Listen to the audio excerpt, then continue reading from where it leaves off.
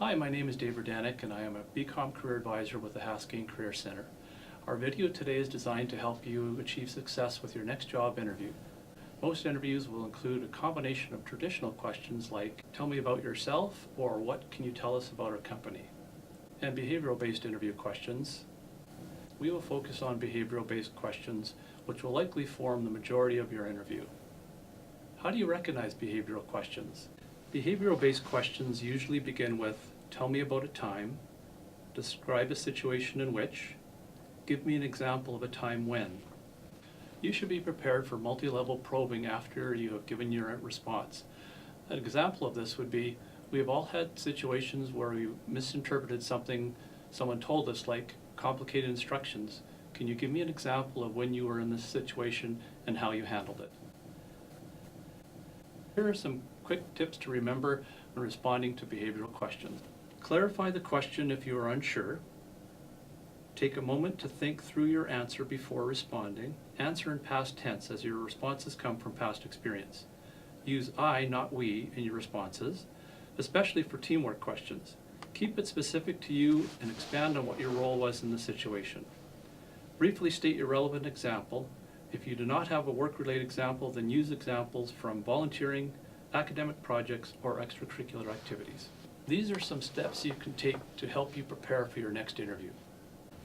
Analyze or deconstruct the job posting and identify key skill requirements. Develop at least 2 relevant examples for each skill. Prepare positive and negative examples and have a variety of work, student, and extracurricular examples to respond with. For a negative example, explain what you have learned from the situation and how you have moved on so as to prevent those mistakes.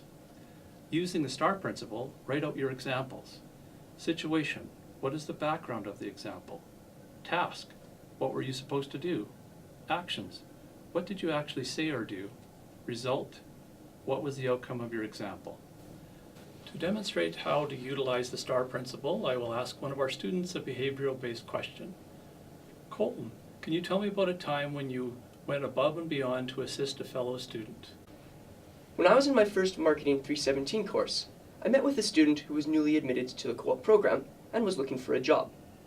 I thought she was a bit shy and didn't have much work experience, so I tried to help her the best way I could. This is a weak response because Colton has not provided any action items or quantifiable results. He has not demonstrated the effective use of a transferable skill. Now Colton will demonstrate a strong response using the STAR principle.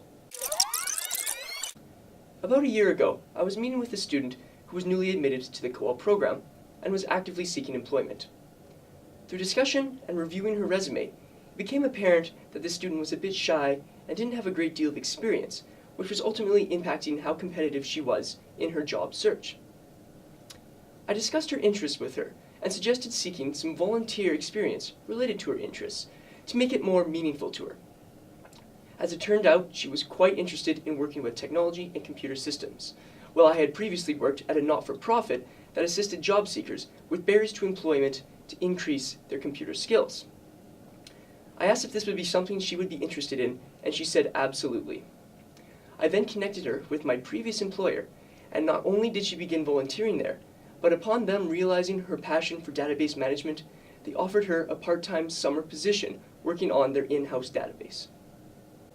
Thank you, Colton. You can see by the 2 answers how much clearer the second example is and how an employer would have a greater comfort level you have demonstrated the skill they require. We've gone through how to successfully answer what will likely form the majority of the interviews you will have with potential employers, behavioral questions.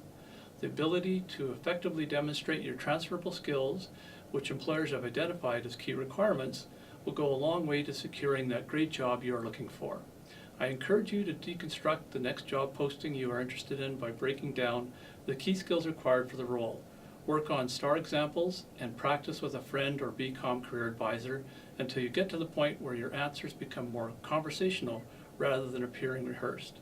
If you require any assistance preparing for your next interview, please make an appointment through CareerLink with a career advisor or utilize the Haskayne Career Center resources available online. Thank you.